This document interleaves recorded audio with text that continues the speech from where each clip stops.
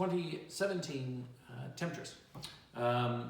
Grand stuff. Yeah, you guys, this is the third of the wines that were in this month's shipment, and you guys get a first crack at it. We're still selling the 16 at the winery. If you know a guy and you ask nicely when you come in, oh, you can't right now, forgive me. Online, if you know a guy, and you do, me, we'll sell you the 17, more of it if you want. Or you can still have some of the 16. It's a fun comparison to do the two together. The two very different vintages. 16 was this big, hot year. Some vineyards, in fact, saw some drought stress in 16 because it was so warm, particularly in August. But mature vineyards like ours, and our main vineyard site's kind of lucky because we have this underground stream that goes through it. So anyway, that's boring. The wines, the 17s versus the 16s. The 16s were these big fat wines. The 17s are more classically structured. This is a classically structured Bordeaux blend too, as most of you I'm sure know. Cabernet Franc's the big piece, then Cab Sauv, Merlot, Malbec, and Petit Verdot as well.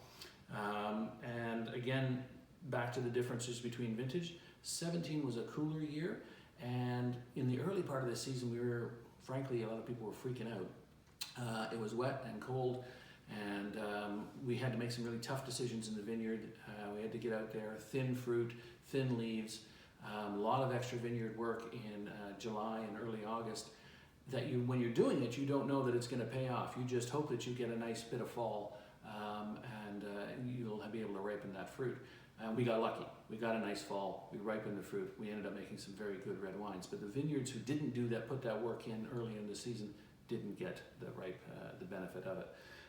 As a result, we've got perhaps not as much wine as we normally would have had, but we're getting really great flavors from it. And I think I prefer personally the 17 versus the 16. I think also it's a wine that might last a little longer in the cellar than the 16s did. But frankly, they're tasting pretty good, so it's going to taste. Most of them aren't going to last that long anyway. This year's 25% just about, made with a passamento fruit in it, and of course that's part of what gives it such fantastic structure.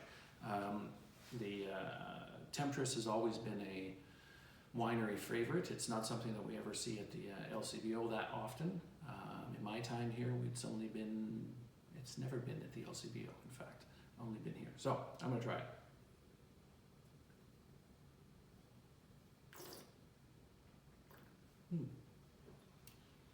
The aromatics are much more upfront and fruity, less perhaps spicy than the 17 or 16 was.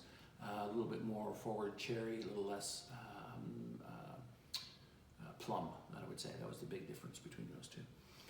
Another wine that I think needs a lot of food. With all our time being spent at home, I'm spending a lot of time cooking up crazy things that I normally wouldn't cook.